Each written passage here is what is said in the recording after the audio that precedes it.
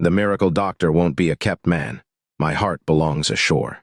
Chapter 961. Inside room 773 at the Shangri-La Hotel, Kate Gannon, Judy Quant, and Janice Rolfe were all extremely anxious because they couldn't reach Kiran York. Kate, in particular, had made countless calls to Kiran and Lilian Janice. At first, there was no answer, and later their phones were off. Knowing they were pursuing Horace Moor, who had already gone mad, filled her with worry. "What can we do?" Janice asked, clearly the most agitated. Kate, with her mature face now furrowed in concern, looked even more alluring and pitiable. "We probably can't do anything," Judy replied, relatively calm, though her expression was heavy with unknown pressure and unease. "What if something happened to them?" Janice was almost in tears. "Let's move to another place first, so Horace and his people won't find us," Kate suggested cautiously for safety. Judy nodded. "Yes, let's wait for young Master York. We must avoid causing any more trouble for him." Kate decisively agreed. "Let's go now." The three women stood up, leaving their belongings behind, and hurried out of the room. As they reached the 7th-floor elevator, the doors suddenly opened. They felt an icy chill, as if they'd gone from summer to winter in an instant. Instinctively, they hugged themselves and stepped back. Standing before them was the white-haired Horace Moor. They all recognized Horace and were terrified, their faces turning pale. "What's this? Do I look like a devil?" Horace teased with a smile. "You are a devil," Judy snarled, thinking of her family who had died tragically.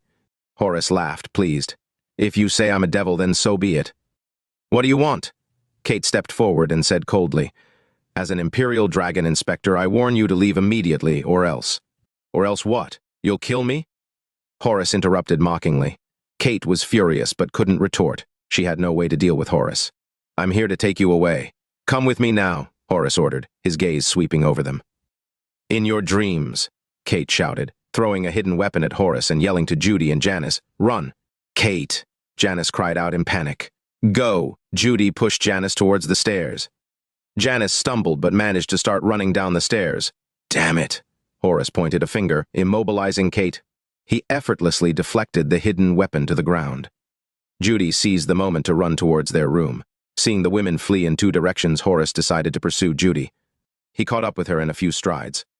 Judy tried to evade but was easily captured. Horace returned, dragging Judy and Kate downstairs to look for Janice. After a brief search without finding her, Horace found it inconvenient to continue with the two women and left the Shangri-La Hotel. Janice had hidden in the 5th-floor public restroom. When it was quiet, she came out and returned to the room, only to find it empty. She burst into tears out of desperation. Just then, Kiran and Lilian returned and saw Janice crying. "Janice, what's wrong?" Kiran asked quickly. Seeing Kiran, Janice, feeling she had found her pillar of strength, hugged him and sobbed, "Young Master York, my mother and Kate were just taken by Horace Moor." "Taken?" Kiran's eyes flashed with coldness. "Yes, just now." Janice recounted the events briefly. Kiran and Lilian exchanged cold looks. "Let's go after them." Kiran, concerned for Janice's safety, decided to bring her along. "Ah!" Janice cried out in pain after a few steps, limping on her right foot. Kiran looked down and saw her ankle was severely sprained. Though he hadn't seen Horace arrive, he guessed it must have been dangerous to cause Janice's frantic escape. "Bear with it," Kiran said, placing Janice on the ground and gently massaging her swollen ankle. Janice cried silently from the pain but didn't complain. Kiran suddenly applied more pressure, and with a click, her ankle was set back in place. "Ah!" Janice screamed in pain. "It's okay now. Let's go," Kiran said, lifting Janice and quickly heading downstairs. Once outside, Kiran and Lilian scanned the area but saw no trace of them. "Does your phone have power?" Lilian asked Janice. "Yes!" Janice pulled out the phone Kate had bought her and handed it to Lilian. Lilian took the phone and made a call. When it connected, she asked, "Where is Horace Moor?" "He left, walking on air heading northeast," the voice on the other end replied. Lilian's face grew serious as she hung up. "Head northeast." Kiran, carrying Janice, and Lilian headed in that direction. They tracked for over half an hour without finding Horace, arriving at the back of Belford Mountain. Kiran looked up, noting that compared to the steep front, the back slope was much gentler and very quiet. "Let's go in and search," Kiran said, carrying Janice as they led the way. Meanwhile, Horace was leading Judy and Kate through the woods, deeper into the forest. Branches tore their clothes. Kiran and Lilian soon found pieces of clothing. "These are from my mother and Kate," Janice said excitedly. Kiran and Lilian quickened their pace. Chapter 962. At this moment, Horace Moor had brought Kate Gannon and Judy Quant back to where Hiram and Easton Moor were cultivating. Seeing the two women with their disheveled clothes, revealing fair skin with slight scratches, both Hiram and Easton felt an inexplicable surge of excitement and anticipation, especially Easton, whose eyes seemed to light up. Kate, noticing their lecherous gazes, was furious. "Horace, are you really turning into a traitor?" Thud. Horace threw the two women to the ground and sneered, "You and Lilian Yanez are the real traitors, becoming Kiran York's lackeys." "You're talking nonsense. We are fighting for justice to protect the Tigergate people," Kate retorted angrily. "Protect Tigergate? With what, your mature body?" Easton taunted, walking over with a sleazy grin. He had long coveted Kate but had never been able to act on it. Now he wanted to enjoy this opportunity. Horace didn't stop his grandson. Instead, he threw Judy to Hiram. "She's yours." Hiram and Easton were overjoyed, not expecting that the women were brought back for their pleasure. After their cultivation, they always felt a burning desire that needed release, and now they had the opportunity. "Thanks, Dad." "Thanks, Grandpa." The two immediately rushed forward, grabbing Judy and Kate. "Let go of me, you beast," Judy screamed in fury. "Judy, Eddie Rolfe is dead. Let me take care of you," Hiram said with a wicked laugh. "Beast! Let go of me," Judy yelled, unable to move. "If I didn't need a woman now, I wouldn't even take someone like you for free," Hiram mocked angrily. Judy wanted to bite her tongue and end her life, but she couldn't. Easton, on the other hand, was even more ruthless, starting to strip Kate without saying much. Kate tried to scream, but Easton had already immobilized her. Kate stared at Easton like a wild animal, her eyes wide with anger. The father and son were like ravenous wolves attacking the two women. Horace had already moved aside. Kiran and Lilian heard Judy's angry shouts and quickened their pace. Just as Hiram and Easton were about to strip the women completely, they felt a powerful force approaching and jumped aside. Kiran and Lilian arrived with Janice. Kiran turned his back to Judy and Kate while Lilian helped release their acupoints. "Ah!" Kate cried out, feeling truly violated. Judy was also humiliated, tears of frustration streaming down her face. "Why are you crying? You were just about to enjoy it," Easton taunted. "Kiran, you dare come here?" Horace turned to Kiran and Lilian, sneering. "Did you come to deliver more women?" His gaze greedily swept over Lilian. "I admired Zara Yanes back then, but I never had the chance. Today I'll savor you, the new leader of Foxgate." "Congratulations, Dad! Congratulations, Grandpa!" Hiram and Easton chimed in. Lilian didn't get angry but looked at Kiran. Kiran's face was dark. "Horace, I thought you were a beast before, but now I see you've reached the pinnacle of depravity." "Beast?" Horace laughed dismissively. "I don't care what others think. Victory is all that matters." He looked at Hiram and Easton and commanded, "Join forces and kill Kiran and Lilian." "Yes." They responded and coldly advanced toward Kiran and Lilian. Kiran and Lilian exchanged a glance, both slightly shocked by the strength of Hiram and Easton, who had clearly absorbed the dragon's saliva's power. "Kiran, Lilian, you shouldn't have come here. You're no match for us," Horace said, standing with his hands behind his back. "Attack." Hiram and Easton charged at Kiran and Lilian like lightning. Kiran confronted Hiram, and Lilian faced Easton. Bang! Bang! The air resounded with dull thuds. Crack! Crack! Several trees around them were shattered. Hiram and Easton were delighted, amazed that they could withstand Kiran's attacks. Kiran and Lilian were equally shocked at how quickly their opponents had strengthened from the dragon's saliva. Horace, seeing their power, was thrilled. "Continue," encouraged Hiram, and Easton declared, "Kiran, Lilian, your death is near." They launched another attack, their power surging like flames. Horace, who hadn't acted yet, saw his chance and attacked from behind, aiming for Kiran and Lilian's backs. Chapter 963. "Be careful, Kiran and Lilian." Kate Gannon shouted to Kiran York and Lilian Yanez in warning.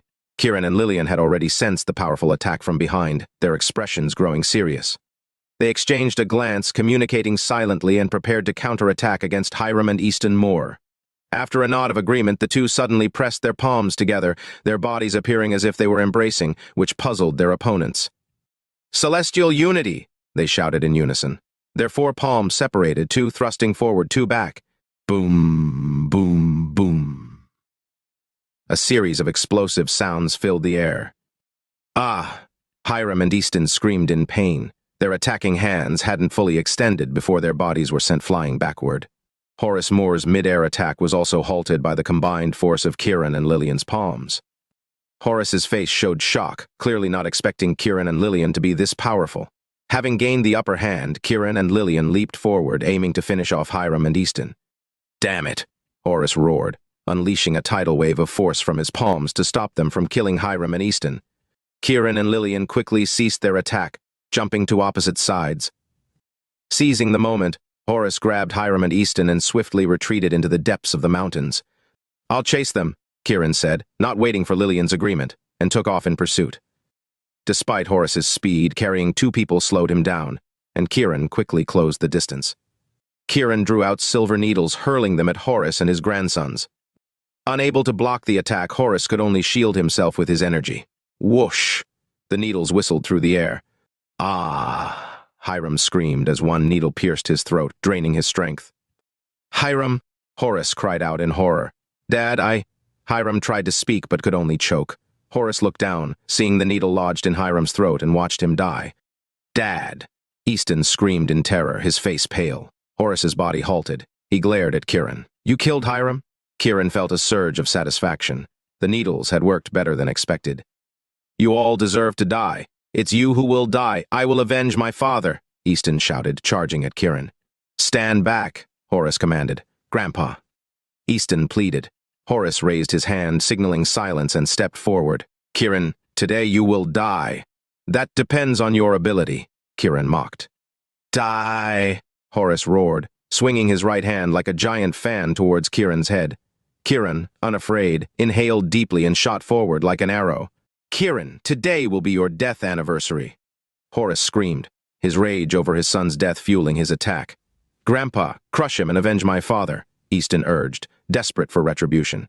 Kiran smirked, dodging Horace's attack, and suddenly veering towards Easton. Caught off guard, Easton was stunned. "Easton, watch out!" Horace shouted, but it was too late. He hadn't expected Kiran's change of attack direction. "Kiran, you treacherous." Easton's words were cut off as Kiran snapped his neck. "Easton!" Horace was struck as if by lightning, watching his grandson collapse. Glancing at Hiram's lifeless body on the ground, Horace's heart broke. His once powerful son and grandson were now dead, all because of Kiran. Horace's rage boiled over. Kiran, meanwhile, stomped on Easton's corpse, breaking his chest and spilling blood and entrails. "Ah!"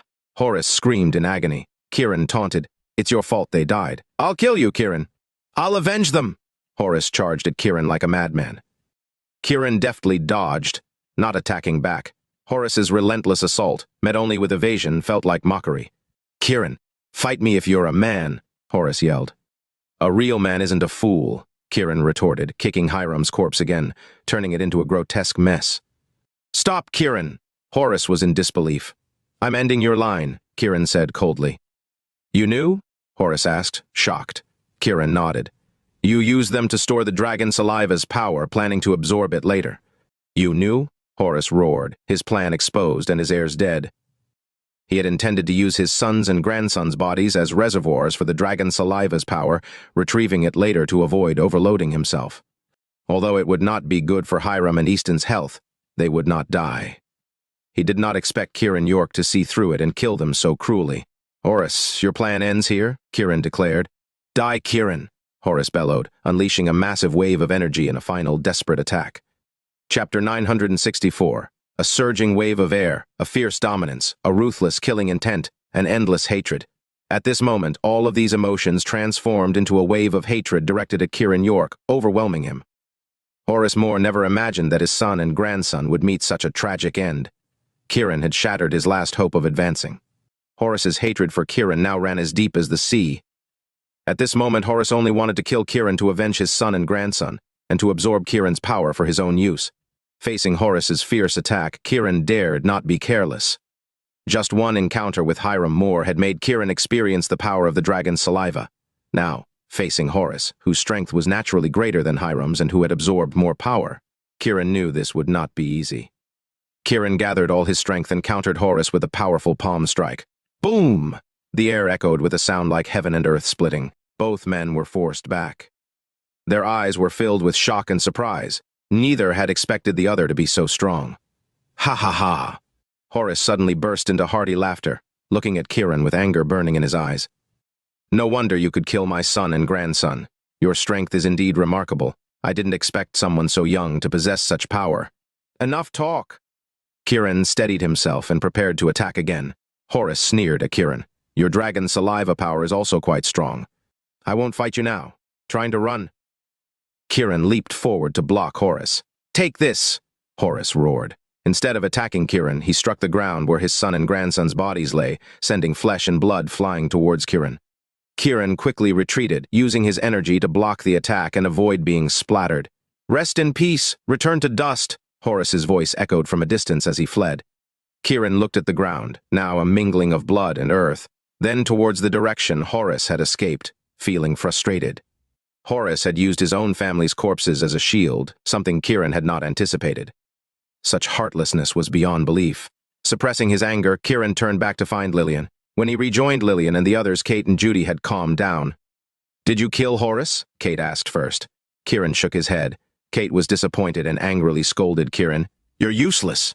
Lilian, sensing the situation through the love spell, calmly said, Killing Hiram and Easton was already an achievement. They're dead? Kate's eyes widened in disbelief as she looked at Kiran for confirmation. Her mood lifted, especially recalling Easton's beastly behavior towards her. His death seemed justified. Ignoring Kate's questions, Kiran said, Gather the Tiger Gate members. I will visit Tiger Gate tomorrow. For what? Kate asked warily, fearing more violence. Enough questions? Kiran responded coldly, then turned to Judy. You and your mother should come to Tiger Gate tomorrow. Judy and her daughter were taken aback. Young Master York, we. Kiran raised his hand to silence them. Follow my eye instructions. Then he looked at Lilian. Let's go. Lilian nodded. Ignoring Kate's further inquiries, Kiran and Lilian headed back to Belford Mountain. Do you think Horace will leave Belford? Lilian asked. He probably will, Kiran replied as they walked. Why? Lilian inquired with a blank expression. After experiencing the benefits of the dragon saliva, he'll definitely want more from other dragon veins, Kiran said gravely. Then let's hurry, Lilian said seriously. Kiran nodded. When they returned to the cave, the red glow was even stronger than before, purer and more potent than what Kiran had stimulated with the dragon saliva. The power here is too strong. We might need to work together to absorb it, Kiran said to Lilian. Lilian nodded. They approached the red spring, paused for a moment, then pressed their palms together. The other palms reached toward the spring. As they infused their energy, the boiling spring grew even more turbulent. The power surged into Kiran and Lilian like a flood, making their muscles and bones tremble. Their joined hands helped balance the excess energy between them. Gradually, the overwhelming power became more harmonious, wrapping them in a red aura as if they were enveloped in a red mist. Focused entirely on absorbing the power, they soon reached their limit, unable to take in more. The spring had not fully solidified into red jade. Realizing their hands alone couldn't balance the power, Kiran, in desperation, kissed Lilian. She tensed at first, furrowing her brow to resist, but feeling the renewed flow of energy, she didn't pull away. They continued kissing and absorbing the energy until it finally ceased. Looking at the red spring, now solidified into red jade with dragon scale patterns, they relaxed. When they finally parted, Lilian's legs gave way, and she fell against Kiran. He reached out to support her, but she steadied herself by pressing against his chest, her cheeks flushed with embarrassment like a rosy sunset. Seeing Lilian's alluring appearance, Kiran felt a strange emotion rise within him. Sensing his gaze, Lilian blushed even more and scolded, Don't get any ideas. Kiran snapped back to reality and looked at the dragon vein. Where do we go next? I'll send someone to find Horace. We'll decide once we locate him, Lilian said, composing herself. Kiran nodded. Let's hurry. The 1-month deadline with Lady Meiji is approaching. You're worried about Aoki Cosner, aren't you? Lilian muttered, turning to leave. Kiran blushed, remembering the woman who had once saved him. Emerging from the cave, they realized it was already dawn and hurried towards Tiger Gate. At Tiger Gate, the Imperial Dragon disciples had returned, looking tense and uneasy, not knowing what Kiran intended to do. Seeing Judy and Janice among them, the Tiger Gate members, especially those related to the Rolfe family, felt no enmity. Chapter. Kate Gannon stood at the entrance of Tiger Gate, her eyes filled with anxiety. Several times, she wanted to call Kiran York, but restrained herself, fearing he would be annoyed by her calls. Vroom, vroom. As her anxiety peaked, the roar of an engine broke the silence, and the shadow of a phaeton car appeared before her. Seeing the elegant Lilian Yanez with her flowing hair and the handsome Kiran York inside the car, Kate suddenly felt like she was witnessing a perfect couple, stirring complex emotions and envy within her. Kiran parked the car and Lilian stepped out. Kate wanted to greet Kiran but remembered her place and turned to the Tiger Gate disciples, saying, Everyone, greet the leader of Foxgate. Greetings to the Foxgate leader, the disciples shouted in unison, their eyes filled with respect. No need for that, Lilian said calmly. The disciples stood straight, still respectful and courteous towards Lilian. However, they glanced nervously at Kiran. Kiran walked over. Kate looked at him, her eyes filled with anxiety and worry, silently pleading for him not to get angry. Anyone who participated in the destruction of the York family, step forward, Kiran demanded coldly, his voice chilling to the bone. The Tigergate disciples all stood up straight, many of them turning pale with tension. Young Master York, I deserve to die. An old man with a sturdy build and graying hair stepped forward, addressing Kiran voluntarily. Kiran, Horace Moor ordered Elder Brandon Jones to attack your family. It wasn't his choice, Kate quickly interjected in his defense. Brandon, although tense, looked at Kiran and confessed, Young Master York, I killed 2 members of your family back then. I'm willing to face execution to atone for it. Thud, Brandon knelt before Kiran. Seeing this, many of the Tigergate disciples, despite their nerves, hesitated only for a moment before kneeling as well, pleading in unison, Please forgive Elder Jones, young Master York. He has been in seclusion for years, repenting his actions against your family, Kate explained anxiously. Kiran looked at Brandon, who maintained a man's dignity even while kneeling, with genuine remorse in his eyes. Why did you participate in the attack on my family? Kiran continued to question. Orders from above must be followed. I was only carrying out my duties, Brandon said calmly. Personally, I had no desire or intention to gain anything from destroying your family. Are you saying this just because I'm questioning you? Kiran sneered, showing disbelief. Brandon shook his head. Young Master York, you can kill me if you think I'm lying, but what I said is the truth. Kiran, Brandon only recently came out of seclusion. He has been living a life of repentance, Kate pleaded with a tone of desperation. Please forgive Elder Jones, young Master York. The Tigergate disciples pleaded again in unison. Kiran's heart stirred slightly. Seeing how many were pleading for Brandon, it seemed he had a good reputation. However, Kiran intentionally maintained a cold tone. If you plead again, I'll kill you all. The kneeling disciples trembled, fear flashing across their faces, but they remained kneeling, resolutely saying, We are willing to die with Elder Jones. Kiran, please don't kill Brandon, Kate begged tearfully. Kiran looked at Brandon. Brandon stood up, turned, and knelt before the disciples. The disciples were stunned but remained kneeling. Brandon solemnly said, Thank you for being willing to die for me, but my sins are my own. Do not sacrifice yourselves for me. Elder Jones, the disciples cried out, tears streaming down their faces. Brandon waved his hand, stood up, and looked at the sky. Leader Jans, I'm sorry. I was manipulated back then. With that, he raised his right hand, preparing to strike himself on the head. Elder Jones, Kate shouted in panic, rushing to protect him. Bang! Kiran moved swiftly, grabbing Brandon's hand. Brandon, hand suspended midair, looked at Kiran in shock. If you acknowledge your sins, then live on and make amends, Kiran said, letting go of Brandon's hand, his gaze sharp. Brandon's body shook, looking at Kiran in disbelief. Kiran addressed the kneeling disciples. Remember the Imperial Dragon's principles. Do not forget you are members of Imperial Dragon. Hearing the principles, Brandon trembled and murmured, The Imperial Dragon, protect the world, enlighten the path. The dragon soars across the seas. The disciples, recalling Kiran's recovery of Hantian Peak and the Imperial Dragon sword in Sunland, were deeply moved and shouted in unison, The Imperial Dragon. Commanding the heavens, the path is bright, the dragon soars across the seas. The chant echoed, rekindling their spirit and energy. Even Lilian was moved. Kiran's eyes shone with determination, thinking of the heroic figures who had fallen. He felt a surge of pride. Commanding the heavens, the path is bright, the dragon soars across the seas. Kate looked at Kiran. Thank you. Discuss with Imperial Dragon about making Brandon the leader of Tigergate, Kiran suggested. What? Brandon looked at Kiran in surprise. Kiran said to Brandon, I hope you will lead Tigergate and truly uphold the principles of Imperial Dragon. Rest assured, young Master York. Regardless of my position, I will protect Belford Mountain until my last breath, Brandon promised. Kiran nodded, turning to Judy and Janice. The Rolfe family will be under Tigergate's protection from now on. Moved to tears, Judy and Janice thanked Kiran. Thank you, young Master York. Kiran nodded slightly. I will kill Horace Moor. Judy and Janice, overwhelmed by this promise, cried out in gratitude. Kiran turned to Brandon. Ensure the Rolfe family faces no trouble in Belford from now on. As long as Tigergate stands, the Rolfe family will be safe, Brandon promised, standing tall. As long as Tiger Gate stands, the Rolfe family will be safe, the disciples echoed, pledging to Kiran. Judy and Janice hugged each other, crying, especially Janice, who realized Kiran was leaving after arranging everything. Her heart swelled with gratitude and love. In Janice's heart, Kiran was her Prince Charming. However, she knew he was like a star in the sky, unattainable and beyond reach. Some love is simply unattainable. Janice buried her admiration deep in her heart. After making arrangements, Kiran left with Lilian. Kate felt a pang of loss but quickly clenched her fists, determined to continue following Kiran. Chapter 966. In the car, Kiran York turned to Lilian. Have you found out where Horace Moor went?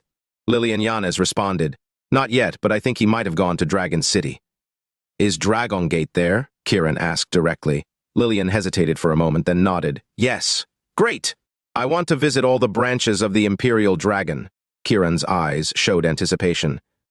I thought you would destroy Tiger Gate, Lilian said incredulously. If I destroy them all, what would happen to your Fox Gate? I don't want to get involved in Imperial Dragon's affairs. Kiran looked into the distance. Do you think you can just stay out of it? Lilian asked lightly. Kiran remained silent. Some things were beyond his control. He was already deeply involved, helping the Imperial Dragon protect the dragon veins. Kiran was sure there was a rebellious force inside Imperial Dragon. Otherwise, his family wouldn't have been tragically exterminated.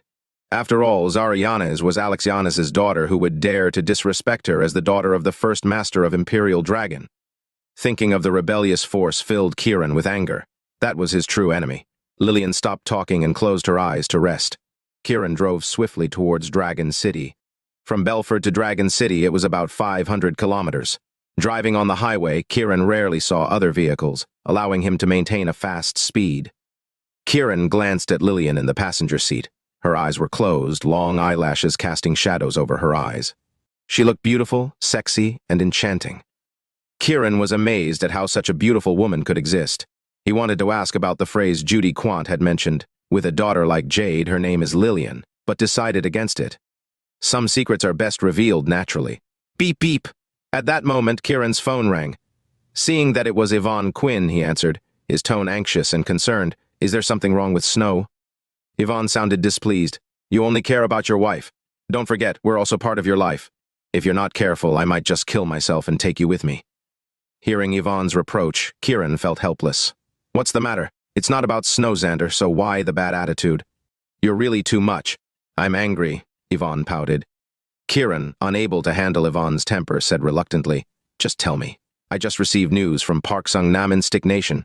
They failed to steal from the Pagoda of Nations and lost several men, Yvonne said. Useless idiots, Kiran muttered angrily. There are guards there and it seems there's a powerful force.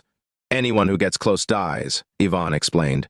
Tell them to stop trying to steal and focus on investigating the Pagoda of Nations, Kiran said, thinking of Lady Meiji. Okay, Yvonne agreed. Take care of Snow. I'll be back once I finish here, Kiran instructed. I've become a nanny while you're off being romantic, Yvonne complained. I'm hanging up, Kiran said, ready to end the call. All right, just come back safely. I hope you'll be with Lilian by the time you return, Yvonne said with a chuckle. Kiran glanced at Lilian nervously. Lilian's expression turned grim, and Kiran, fearing she might be angry, shook his hand, causing the car to swerve dangerously close to a red sports car. Luckily, Kiran reacted quickly, but the sports car had to swerve sharply to avoid them. Kiran told Yvonne, I almost crashed. Giggling, Yvonne said, I didn't know I had such an effect on you. Enough joking. If one die, you won't survive either, Kiran retorted.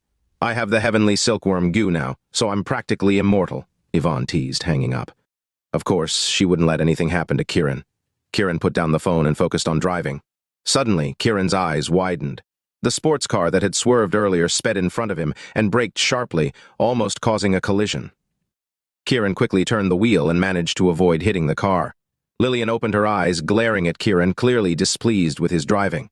Kiran sighed in relief, watching the sports car speed away. Reckless idiot, Kiran muttered.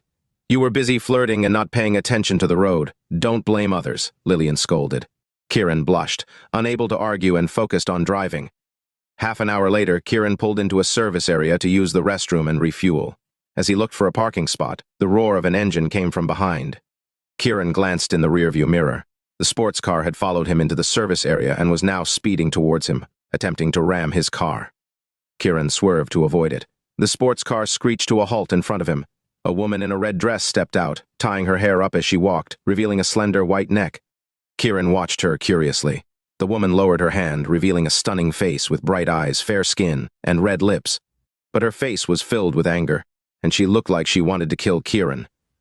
"Looks like someone's here for you," Lilian murmured, getting out of the car and heading to the restroom. The woman in red noticed Lilian and was momentarily taken aback by her beauty but quickly refocused on her anger. In her mind, the scene played out. Kiran and Lilian doing something inappropriate in the car, causing Kiran to lose focus and nearly crash. Furious at nearly losing her life, she stormed towards Kiran.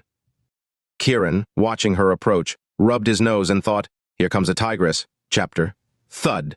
The woman in red walked up to Kiran's car and slammed her hand heavily on the hood. Kiran felt the car shake as if it had been in an accident. He then saw 5 distinct handprints on the car's hood. Kiran was stunned. He looked at this beautiful and sexy woman, never imagining that she was a martial artist, and a very powerful one at that. The woman in red was clearly annoyed by Kiran's stare. She beckoned him with her finger, saying, "Get out!"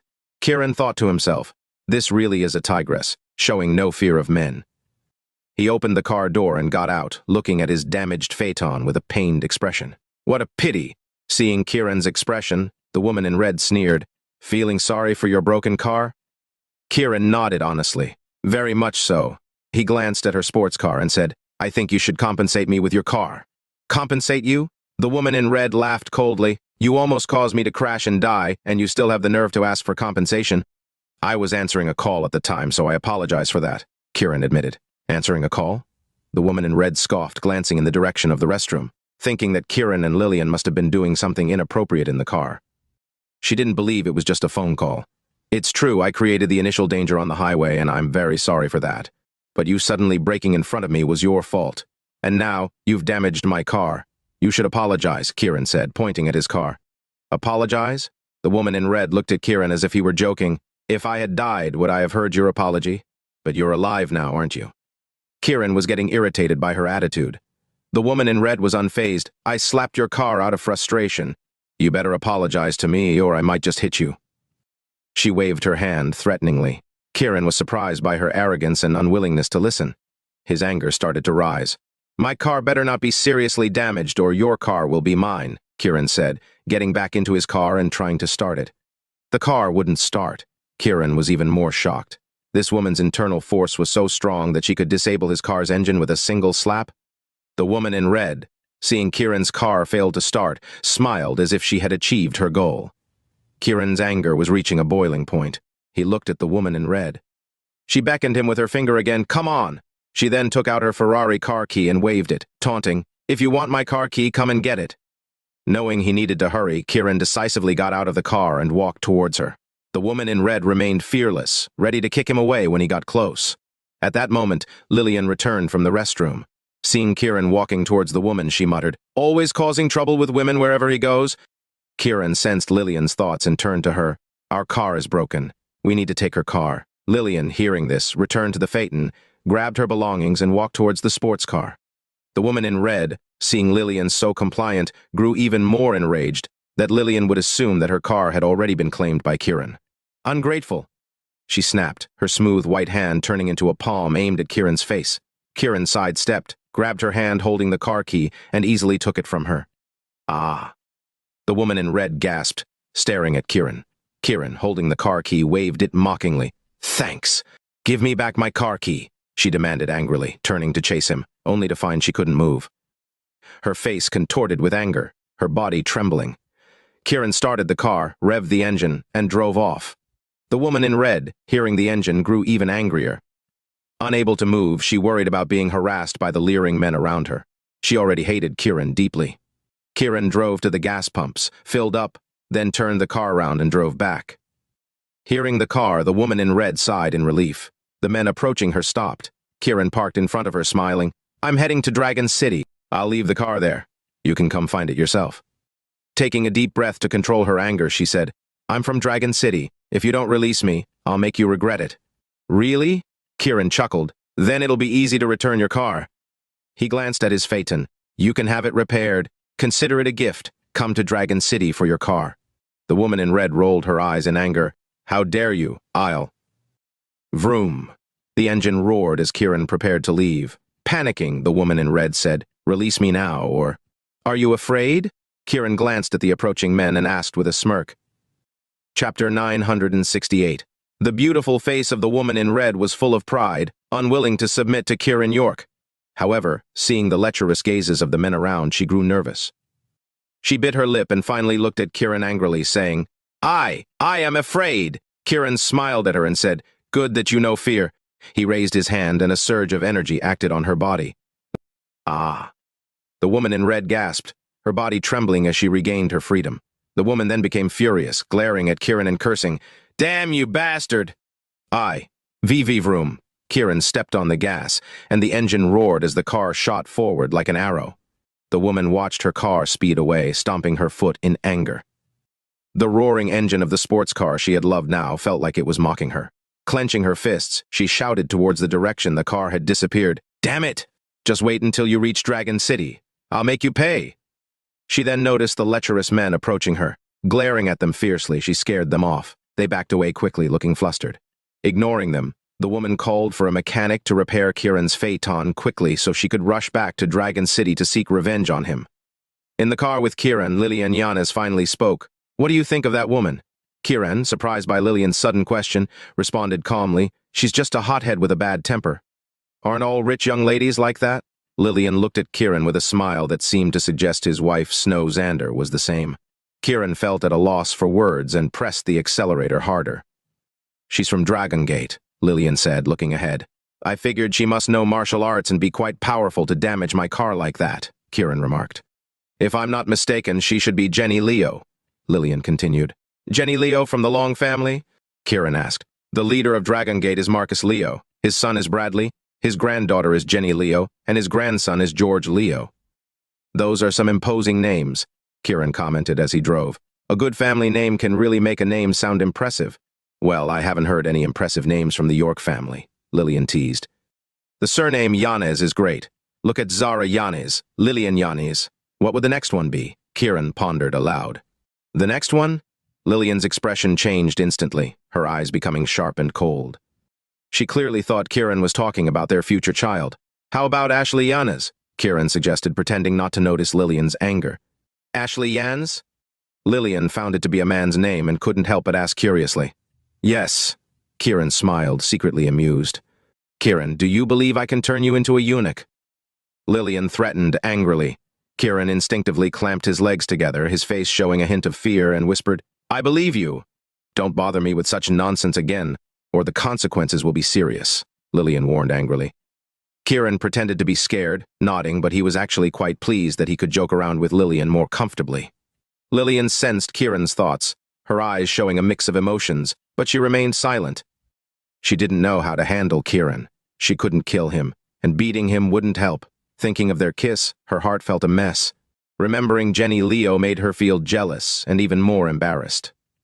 2 hours later, Kiran drove into Dragon City. After getting off the highway, Kiran couldn't help but exclaim, "Sports cars are indeed faster than sedans." "Let's head straight to Bradley Leo Hotel," Lilian said, ignoring his remark. Kiran navigated to Bradley Leo Hotel. Arriving at Bradley Leo Hotel as night fell, Kiran saw the entrance illuminated with bright lights, a red carpet laid out as if for a grand banquet. Luxury cars continuously arrived, and elegantly dressed men and women stepped out, indicating the importance of the event. Kiran drove in, and a valet approached to open the door. Onlookers paused, watching as a young man in a white suit approached Kiran's car with a smile, seemingly to greet him. When the young man saw Kiran's face, his expression changed from surprise to anger, and he asked coldly, "Why are you driving Jenny Leo's car?" Kiran, hearing the question, confirmed the red-dressed woman was indeed Jenny Leo. Seeing the young man's jealous expression, he decided to tease him. "Jenny Leo asked me to drive her car." Kiran spoke casually, not thinking much of the phrase, "drive her car." However, the young man heard it, and his anger flared. Did they have a relationship? "Kid, do you have a death wish?" he snarled. As he spoke, a group of burly men with muscular arms and cold eyes surrounded Kiran. A seductive woman in the crowd remarked, "Young Master Barr, did your girlfriend get taken for a ride by him?" Her words were like gasoline on a fire for young Master Barr, who felt as if he had been cuckolded. His fury exploded. "Get him! Yes!" The men charged at Kiran. Kiran touched his nose, thinking, Why do I always run into these arrogant second-generation heirs? Chapter 969. Lilian Janice sat in the car, unmoving and silent, as if everything had nothing to do with her. To hell with you. The first man to charge at Kiran York swung his fist at Kiran's head with great force, his actions fierce and accompanied by curses. Kiran showed no fear, slightly dodging his head and forcefully opening the car door. Thud! The door slammed into the man's abdomen. Ouch! The man screamed, his body flying backward. Thud, thud, thud! He collided with several companions and landed heavily on the ground. Kiran stepped out of the car and looked at the others rushing toward him, speaking in a deep voice. Get lost! His voice was like thunder, causing those men to hesitate and slow their movements. Seeing his men intimidated, young Master Bar grew angrier. He took off his white suit jacket, threw it to a subordinate, and strode towards Kiran. Kid, you think you're tough, huh? Seeing young Master Bar about to take action, his men regained their momentum, their eyes fierce and ruthless, thinking Kiran was finished. The seductive woman, feeling encouraged, looked at Kiran and said, You're done for now. Offending young Master Bar, you're doomed. Young Master Bar felt a sense of pride and looked at Kiran with a sneer. Kid, if you want to act tough in Dragon City, you better know your place and who the real big shot is here. Young Master Bar! His men shouted in unison, trying to create an imposing atmosphere. Feeling even more arrogant, young Master Bar pointed to the ground and said, Kneel and beg for mercy now, and you might still have a chance to live. Kiran didn't respond, only letting out a scoff. Young Master Bar, infuriated by Kiran's lack of reaction, stomped his foot on the ground, causing the surface to crack and stones to fly. Wow! The seductive woman exclaimed, covering her red lips with her hand, her eyes filled with excitement and surprise. The onlookers were also shocked. Young Master Bar! His men shouted again. Feeling even more conceited, young Master Bar looked at Kiran and said, Kid, if you want to die, just say so. At that moment, young Master Bar seemed like he could decide Kiran's fate, holding his life in his hands. Kiran only laughed. Enraged, young Master Bar leapt forward, aiming a fierce kick at Kiran. The swift kick caused the stones to fly even more, forcing the onlookers to retreat in fear. Facing the fierce attack, Kiran stood still. Just as young Master Bar's leg was about to hit Kiran's face, Kiran raised his hand, pointing 2 fingers at young Master Bar. Ha ha! Is he an idiot? He's going to lose his hand. The seductive woman laughed. Young Master Bar's men also laughed, believing Kiran's hand would be broken. Thud! A soft sound echoed. Is his hand broken? The seductive woman shouted. The crowd saw Kiran's fingers lightly tap young Master Bar's leg. Young Master Bar, who had been full of momentum, suddenly deflated like a punctured balloon. All his strength vanished, and he fell to the ground with a heavy thud. Expecting to see Kiran's hand break and him fly backward, the crowd was stunned. Ah! The seductive woman screamed as if providing sound effects for young Master Bar. Thud! Young Master Bar's body hit the ground heavily. The scattered stones pierced his body like countless needles. Young Master Bar wanted to scream but passed out before he could make a sound. The crowd was shocked and scared. Kiran seemed superhuman. Young Master Bar, trying to show off, had ended up humiliating himself. He couldn't even scream, relying on someone else to do it for him. Kiran looked at young Master Bar's other men. Terrified, they backed away, their legs trembling, no longer daring to speak. Young Master Bar could easily handle a dozen of them. If Kiran could take him down with a single tap, what chance did they stand? Kiran had shocked and scared them. He looked at Lilian. Shall we go in? Lilian didn't move, instead saying to the stunned crowd, Bring out Curtis Bar. The name was unfamiliar to Kiran, who glanced at the fallen young Master Bar, thinking, could this fool be his relative? The shocked men finally reacted. One of them, gathering his courage, said, How dare you call out the boss's name? Another chimed in, When the boss comes out, you're done for. Despite fearing Kiran's strength, they believed Curtis Bar's power and dominance would ensure Kiran's downfall, so they bravely taunted Lilian. Annoying, Lilian remarked to Kiran. Understanding, Kiran's gaze turned cold. If he doesn't come out in 3 minutes, there will be consequences. Standing with a haughty expression, Kiran's declaration encouraged young Master Bar's men. Kid, you're too arrogant. Just wait until you're crushed. One of them pulled out his phone to call for help. As the call connected, a phone rang at the entrance. The crowd turned to see a tall, burly man with a stern expression walking out, holding a phone. Boss Bar! Those who recognized him greeted. Curtis Bar was the boss. Ignoring the greetings, Curtis surveyed the chaotic scene. The man making the call saw Curtis Bar as a savior and cried, Boss Bar, the young master was attacked. Who did it? Curtis's voice was cold, filled with killing intent, making the air feel icy. It was him! The men pointed at Kiran. Curtis's piercing gaze fell on Kiran, his expression shifting from anger to a smile. The crowd was stunned. Kiran thought, could Curtis Barr like men? Chapter 970. Curtis Barr walked up to Kiran York and respectfully greeted him. Hello, young Master York.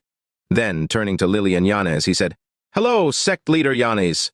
Kiran and Lilian looked at Curtis with a trace of astonishment in their eyes, surprised by his ability to hide his true emotions. Clearly furious, yet showing such composure. Why? The onlookers, expecting Curtis to erupt in anger and attack Kiran and Lilian, were equally stunned. Curtis, not hearing a response from Kiran and Lilian, maintained his composed demeanor, turning to his son Johnson Barr with a stern command. Johnson, come here and apologize to young Master York and sect leader Janice. Apologize? Johnson shouted, thinking he had misheard. Curtis's eyes flashed with anger as he loudly reiterated, Apologize, and do it on your knees. The command was non-negotiable. What? Johnson exclaimed in shock, echoed by the murmurs of the onlookers. They couldn't believe Curtis would react with such fury and insist his son kneel to apologize. The bystanders looked at Kiran and Lilian, puzzled by their identities that could command such respect from Curtis. Seeing Johnson still not moving, Curtis grew angrier. He stepped forward and slapped Johnson, ordering, Kneel and apologize. Johnson spat out a mouthful of blood, looking at his father in disbelief. With a swift kick to the back of his legs, Curtis forced Johnson to kneel in front of Kiran and Lilian. Curtis, smiling, approached Kiran and respectfully said, Young Master York and sect leader Janice, please do not take offense at a child's behavior. Take offense at a child's behavior? The crowd was further astonished. Kiran and Johnson were of similar age, yet Johnson was referred to as a child? Moreover, Curtis' genuine apology seemed sincere. Johnson, although internally cursing, realized the seriousness of the situation and forced a smile, apologizing to Kiran and Lilian. I'm sorry, young Master York and sect leader Janice. I didn't recognize you. Kowtow, Curtis demanded, kicking Johnson again. Ouch! Johnson yelped but obediently kowtowed to Kiran and Lilian. 3 resounding thuds of his head hitting the ground created a tense silence. It's enough, Lilian finally spoke. Kiran nodded, looking at Curtis. Are you from Dragon Gate? Yes, I am Curtis Barr, the deputy leader of Dragon Gate, Curtis answered respectfully, like a student responding to a teacher. Johnson felt his worldview crumble. His father, feared and respected in Dragon City, was bowing and scraping before Kiran and Lilian. Why? I want to see Marcus, the leader of Dragon Gate, Kiran coldly stated. Marcus? The crowd was further shocked, as many of Curtis's subordinates felt like their god had been invoked. Curtis, still smiling, replied, The leader will be here soon. I came down to welcome him. Honk, honk. A car horn sounded from the edge of the crowd. People turned to see a convoy approaching. The lead car stopped, blocked by Kiran and Lilian's car. Annoyed at first, the drivers hesitated, recognizing the significance of the gathering and deciding to turn off their engines. Inside one of the cars were an elderly man and a middle-aged man. The elderly man was Marcus Leo, the leader of Dragon Gate, and the middle-aged man was his son, Bradley Leo. Bradley laughed. Why did Jenny block the entrance with her car? This is our restaurant. She probably dislikes Johnson and came to make trouble, Marcus said, opening the car door. Curtis hurriedly approached, respectfully greeting. Welcome, leader. Marcus nodded slightly, but his smile froze as he noticed Kiran. Bradley also saw Kiran, and their expressions shifted subtly. Marcus quickly walked towards Kiran. Kiran stood still, watching Marcus. Reaching Kiran, Marcus bowed and said, Thank you, young Master York, for helping to retrieve Guardian Blake Frost's remains. Kiran hadn't expected Marcus to thank him for this. Marcus turned to his followers and commanded loudly, Kneel and thank young Master York. Thud! Marcus led by example, kneeling before Kiran. Thank you, young Master York, for helping to retrieve Guardian Frost's remains, he shouted. The shout echoed as the others followed, kneeling and repeating the thanks. Kiran was stunned by the spectacle. What was Marcus doing? Seeing Marcus's sincere gesture, Kiran felt slightly more favorable towards him. Get up. Thank you, young Master York. Marcus stood, smiling at Lilian. Sect leader Janice, you should have informed me of your visit to Dragon City so I could make proper arrangements. Lilian shook her head slightly. No need. Leader, today happens to be the opening of Johnson's company. Why not use this opportunity to welcome young Master York and sect leader Janice? Curtis suggested. Young Master York and sect leader Janice, is this agreeable? Marcus asked, then added, Tomorrow, I'll host a banquet at Dragon Gate in your honor.